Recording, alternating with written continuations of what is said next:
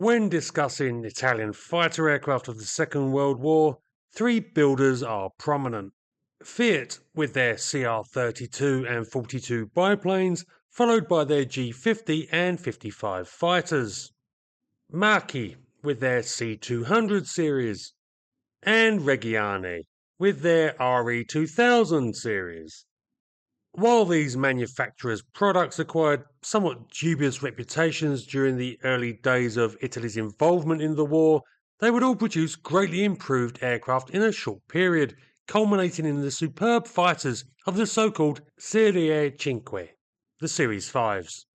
These, the Fiat G55, the Marchi C205, and the Reggiane RE2005 are viewed as some of the finest fighters produced during the entire Second World War. No small claim. But there is one other company that did actually get fighters into service with the Royal Italian Air Force, one that is now barely remembered. Caproni Vizzola. This was a subsidiary of the Caproni conglomerate, as was Reggiane, and like just about every other aircraft builder in the country, they answered the calls for new fighters that the Regia Aeronautica put out in the latter half of the 1930s. Indeed, it is a little surprising that Caproni Vizzola didn't get a full production contract because they hit the ground running, not developing one potential fighter, but two. The F.4 and F.5 were created in tandem, both using the same construction techniques of welded steel tube fuselage with a flush riveted duralumin skin, while the wings were of all wooden construction. This mixed material technique was not an unusual approach for the day, with design work on both beginning in late 1937. But what Caproni Vizzola did was anticipate how future Italian designs would go, because the difference between the two proposed aircraft was in the engine type, with the F4 being designed to use a liquid-cooled inline, while the F5 was built for an air-cooled radial. Now this is going to be a bit of a roundabout story, so bear with me. Let's start with the F5 because this is the only one of the aircraft to actually get into service, and I think starting with it will make it easier to describe the F series' development and history.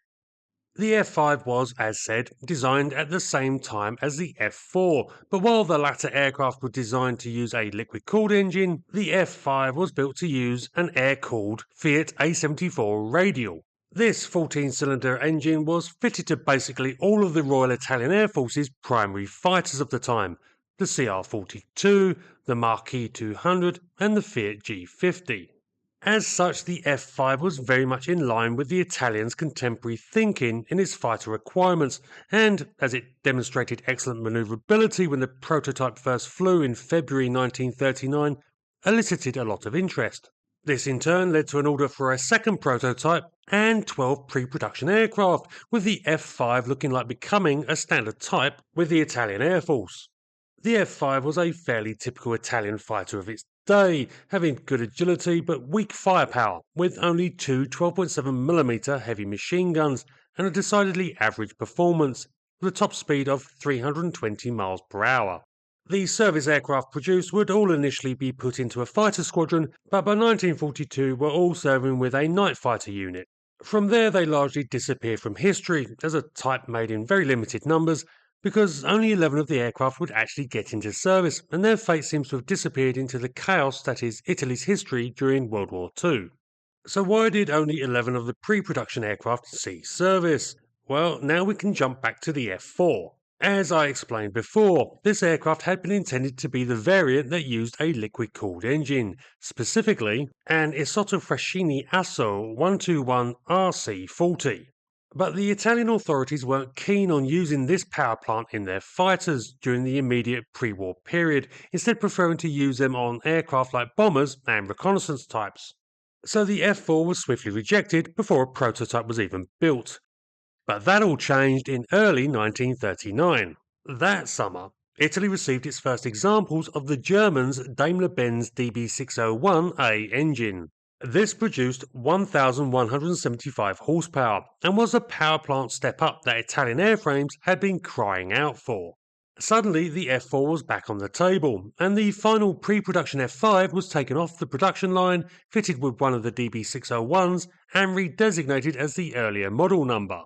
This first flew in July 1940, and like the contemporary Marquis C202 and Reggiane R2001, which were both very similar types essentially converted to use the new engine, the F.4 showed a marked improvement.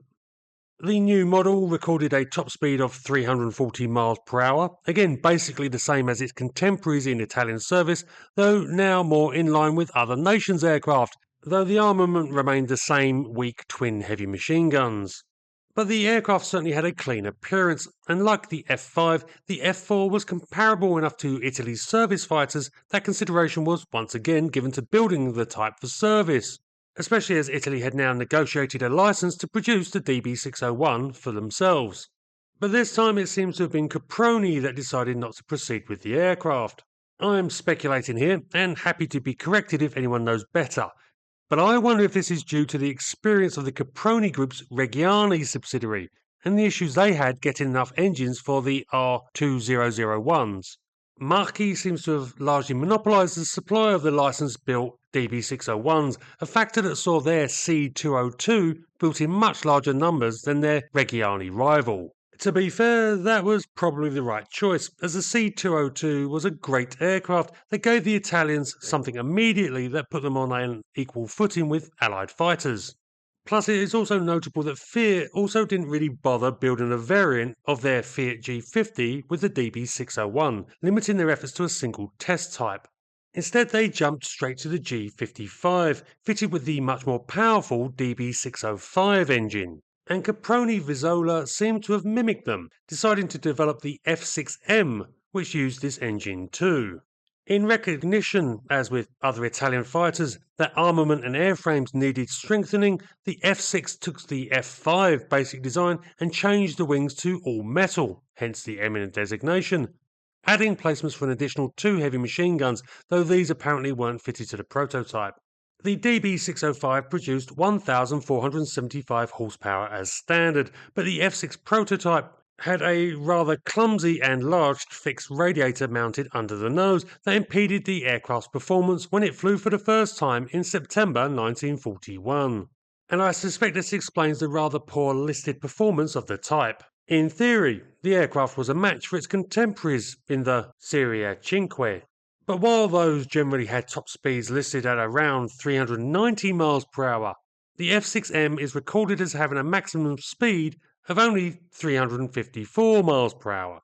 Of course, the other aircraft, as production types, had had considerable amounts of effort expended on their ongoing development, but still the disparity is stark. The F6M went back to the factory for reworking, and this saw the radiator move to a belly position. Now, I don't know if the listed top speed figure for the F6 is for the earlier or later version, though, as I said, I suspect the former. Because unfortunately, the F6M was soon lost in a landing accident that ended the program. Instead, Caproni threw themselves into yet another variant, the F6Z. This would have the Isotta-Fraschini Zeta RC25/60 24-cylinder X-type engine, and a prototype for this was ordered by the Italian Air Ministry in June 1942. To fit the new engine, armament on the F6Z was once again altered, with one of the nose-mounted guns removed, reducing loadout to 3 heavy machine guns. But the Zeta, as it was called, would follow the classic example of pretty much all of the X-type engines, proving a developmental nightmare. So it wasn't until August 1943 that the F6Z first flew, and the engine performed pretty abysmally, generating far less than the hoped for 1,500 horsepower. Obviously, considerable work still needed to be done, and one suspects that the F6 was being used more as an engine development program by this point, as the license-produced DB605s were all fully committed to the new Italian fighters, and no doubt a new, powerful indigenous engine would be most welcome. But that was to prove all for naught, because weeks after the F6Z's first flight, the Italians capitulated, signing an armistice with the Allies and splitting into warring factions fighting on both sides of the conflict. This ended any development of new fighters and engines, including an alleged attempt to develop an F7. Details are confused about this, with it either being an F.6 with an even more powerful DB603 engine, or else an F.6 with an improved fuselage. Either way, it's irrelevant because it was never more than at best a paper design study, and, like the other advanced fighters proposed by the Italians, came to nothing once the country collapsed. And that is the story of the Caproni Vizzola F-Series fighters. Interesting what-ifs that would have added even more complexity to the Royal Italian Air Force had they got into service in anything more than the tiny numbers that were actually built. Hope you enjoyed the video. Please feel free to share, drop a like and comment, and I'll catch you again on the next one. Have a good one, everyone.